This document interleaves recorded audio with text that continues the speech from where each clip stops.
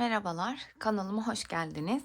Bugün sizlerle şöyle güzel bir bere yapacağız. Yapımı oldukça basit. Bunun için bir adet şöyle Alize Puffy Fine kullanıyorum. Bu diğer Puffy'ye göre daha küçük ilmekli olan. Bir ters bir düz şeklinde öreceğiz. Bere için bir yumak yeterli. Atkıda yapmak isterseniz eğer 2 yumağa daha ihtiyacınız olacak. Ama küçük ölçüde yapmak istiyorsanız da atkı içinde yine hem atkı hem bere için toplamda 2 yumak kullanabilirsiniz. Çünkü bereden artıyor. Bunun kalan ipini de atkı için kullanabilirsiniz. Şöyle arkası önü gördüğünüz gibi. Dilerseniz önce bere yapımıyla başlayalım. Zaten mantığı öğrendikten sonra atkıyı yapmakta kolay olacak. Başlamadan önce kanalıma ücretsiz bir şekilde abone olup beni desteklerseniz çok sevinirim. Başlayalım.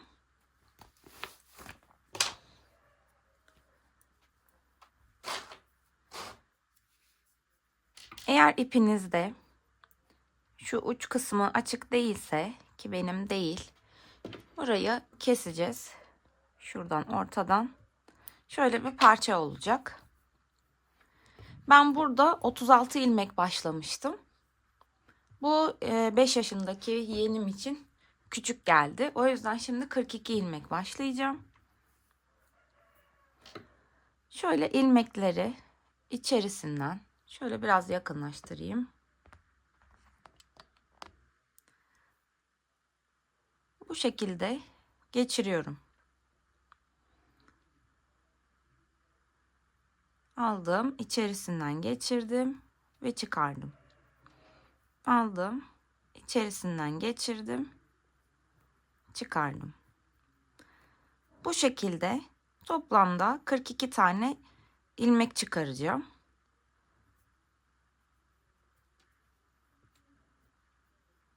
Bir çeşit zincir çekiyormuşuz gibi düşünün.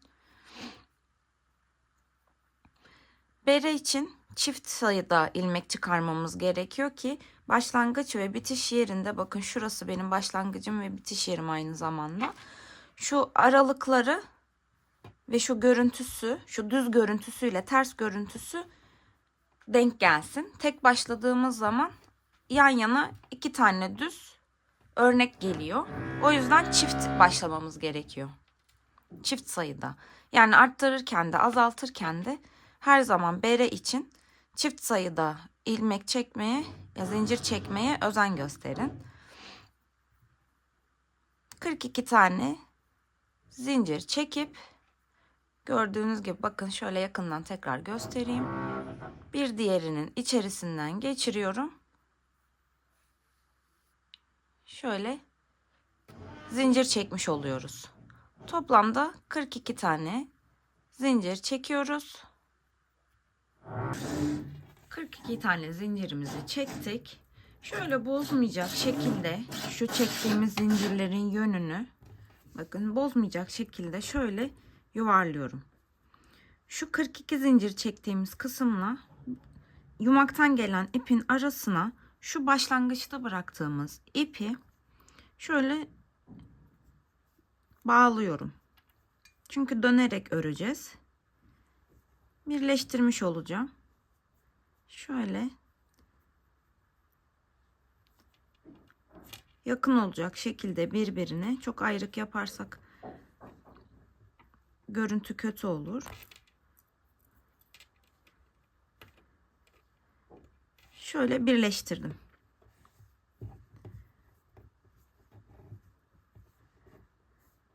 Şu yumaktan gelen ipim şöyle birleştirdim.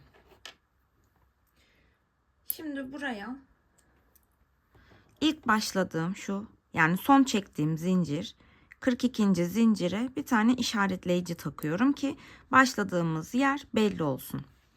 Şimdi ne yapıyorum? Bunun ilkini yukarı çıkış sırası olarak düşünün.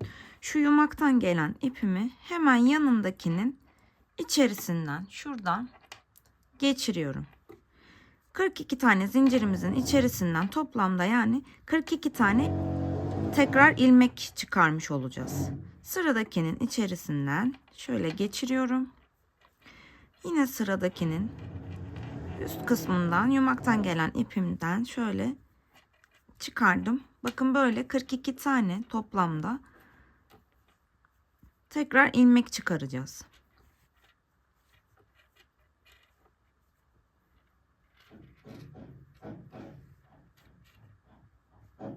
İçerisinden geçirdim. Sıradaki zincirimin içerisinden tekrar bir ilmek daha çıkarıyorum. Şuradan da geçirdim.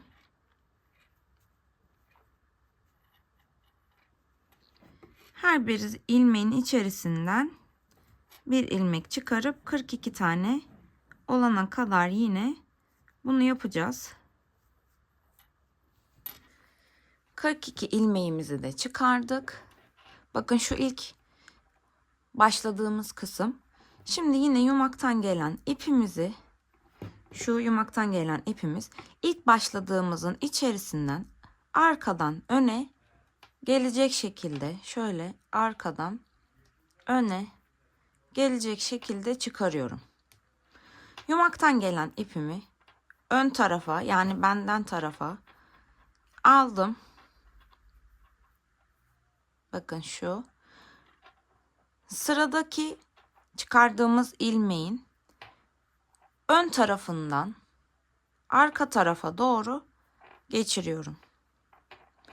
Tekrar ipimi geriye doğru aldım. Arka tarafa. Sıradaki çıkardığım ilmeğin arkasından ön tarafa doğru geçiriyorum. Şimdi tekrar ipimi ön tarafa aldım. Sıradaki ilmeğin ön tarafından arka tarafına doğru geçiriyorum. Şöyle biraz daha yakınlaştırayım. Bakın. İpimi arka tarafa aldım. Yumaktan gelen ipimi sıradaki ilmeğimin içerisinden geçiriyorum. Arkadan ön tarafa doğru olacak şekilde. Şimdi yumaktan gelen ipimi kendime doğru aldım. Sıradaki ilmeğin yine içerisinden geçiriyorum ama bu sefer önden arka tarafa doğru. Yani aslında her zaman yumaktan gelen ipimizi geçiriyoruz ama bir arkadan bir önden olacak şekilde. Şimdi yine arka tarafa doğru çevirdim ipimi. Arkadan öne doğru sıradaki ilmeğimin içerisinden geçiriyorum. İpimi ön tarafa aldım. Sıradaki ilmeğin ön tarafından arka tarafa doğru geçiriyorum. İpimi tekrar geriye doğru aldım. Sırada gelen ilmeğin arkasından ön tarafa doğru geçiriyorum. Bakın. Şöyle göstereyim. Bir sıra önde, bir sıra arkada. Bir sıra önde, bir sıra arkada. Yani lastik gibi bir ters, bir düz. Bu şekilde elde etmiş oluyoruz. Şimdi ipimi tekrar arka tarafa aldım. Sırada gelen ilmeğimin içerisinden arkadan öne doğru olacak şekilde geçiriyorum. İpimi ön tarafa aldım.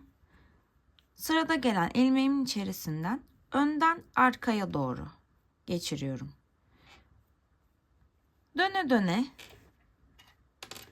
bakın aynı işlemi dönerek sürekli olarak tekrar edeceğiz. Ne kadar? Ben burada 12 sıra ördüm. 12 sıradan sonra kesmeye başladım. Ama siz şimdi bu 36 ilmek 5 yaş için küçük geldi. O yüzden ben bunu 42 ilmek başladım. O yüzden şu kısmı da biraz daha uzun tutacağım. Yani 14 sıra öreceğiz.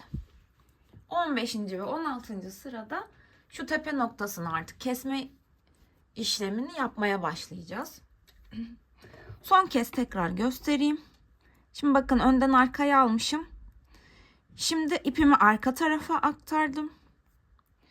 Sırada gelen ilmeğimin içerisinden arkadan öne doğru gelecek şekilde geçiriyorum. Şimdi ipimi ön tarafa alıyorum. Sırada gelen ilmeğin içerisinden önden arkaya doğru olacak şekilde geçiriyorum. Dediğim gibi bu şekilde 14 sıra örelim. Sonra kesme işleminin nasıl olduğunu da birlikte yapalım. 14. sıramı da tamamlamak üzereyim. Bakın. İlmeğimi ilk başladığım yere şöyle bir ilmek belirleyici takmıştım. Şimdi bakın şurası ilk başladığım nokta. İpim şurada. Şu arada bir tane daha kaldı. Onu da yapıyorum. İpimi öne aldım. Arkaya doğru geçirdim. Şimdi bu 14. sıramda bu şekilde bitmiş oldu. Şimdi kesme işlemine geçeceğiz. Onu nasıl yapıyoruz? 2 ilmeği, şuradaki ilk 2 ilmeği, şu ilk başladığım, bakın şurada ilk başladığım noktaydı şurası. Bu 2 ilmeği arka arkaya koyuyorum. Yumaktan gelen ipim şu arkadan öne doğru geçiriyorum. 2 ilmeği bakın birleştirmiş olduk. Yani kesme işlemini yapıyoruz. Şimdi tekrar sırada gelen, bakın şu ve şu. Bu ikisini aldım. Üst üste koydum. Şu yumaktan gelen ipim içerisinden geçirdim. Şöyle bir görüntü oluyor bakın. Birleşiyor. Şimdi tekrar sıra sonuna kadar bu işlemi yapacağız.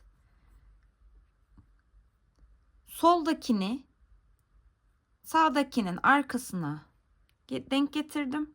Yumaktan gelen ipimi içerisinden geçiriyorum.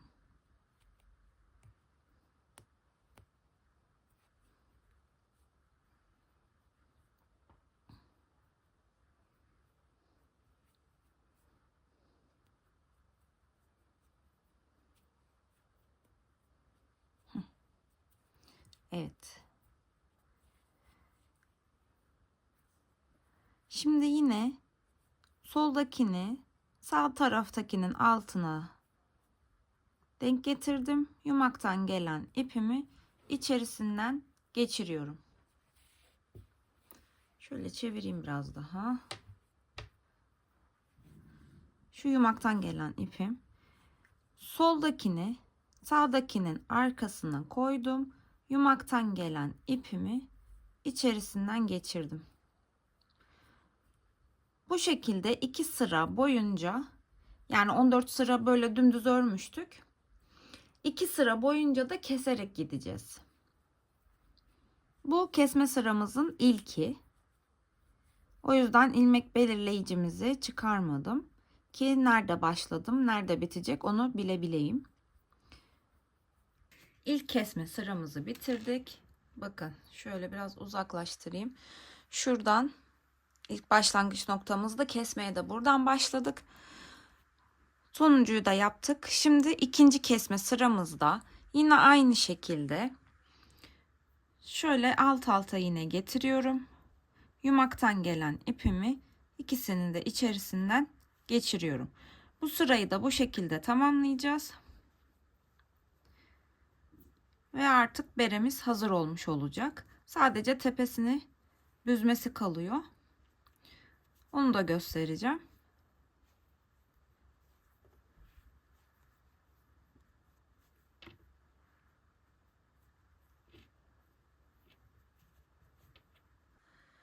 Gördüğünüz gibi şurada ilk başladığımız ilmekte buradan itibaren daraltmaya başlamıştık. Daraltmanın ikinci sırasında bakın şuradaki tek kaldı. O yüzden bunu da bu şekilde üst üste koyuyorum. Yumaktan gelen ipimi her ikisinin içerisinden geçiriyorum. Kesme işlemi bitti. Bu noktada ipimi dikkatli bir şekilde şu yumaktan gelen ipimi şu ortalarından kesiyorum.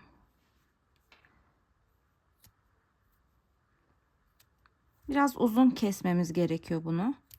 Çünkü şu son kalan 10 tane ilmeğin içerisinden geçireceğiz. Daha sağlam olması için birkaç tur içerisinden geçireceğimiz için şöyle 10-15 tane kadar ilmeğimizi keserek açıyoruz. şöyle düz bir ip elde etmiş olacağız.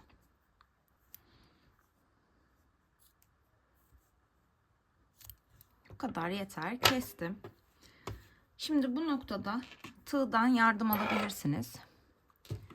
Bakın şunu tutalım elimizde kaymaması için. Bunun içerisinden şöyle şu tarafından ilkini geçirdim. Bunu tutuyorum ki açılmasın. Buradan da geçiriyorum.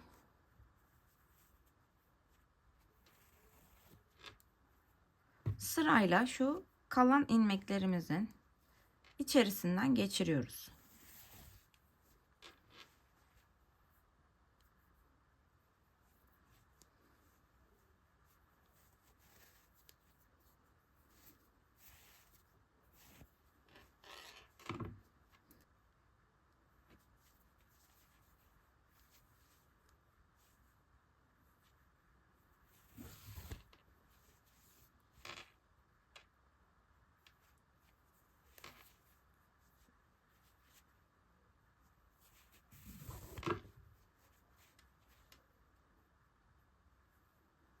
Şunu da geçirdim.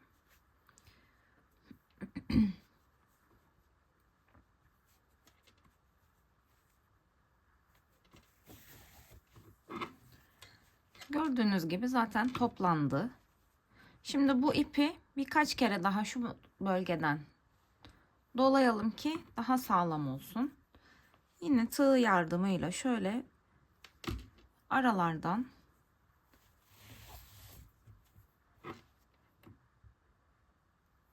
tepede zaten yerleri belli. Şöyle bakın.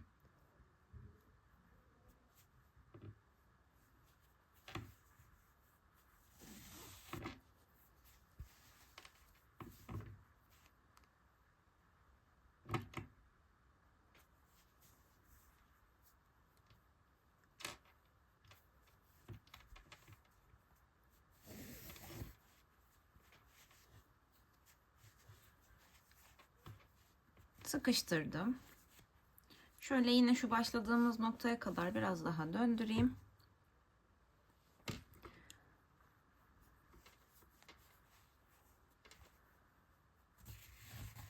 Evet, bu kadar yeterli.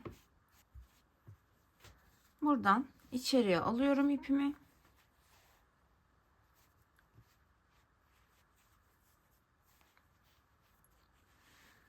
İçeride yine biraz gizleyip dikeceğiz.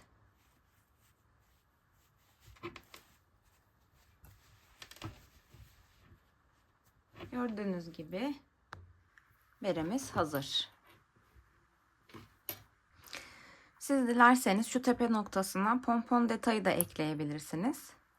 Dilerseniz bu şekilde de kalabilir. Bu şekilde de kullanabilirsiniz. Veya şu kısmı kafanızın ölçüsüne göre biraz daha uzun yapabilirsiniz. Şöyle kıvırıp kullanabilirsiniz. 42 ilmek başlarsanız ölçüsünü de vereyim şöyle.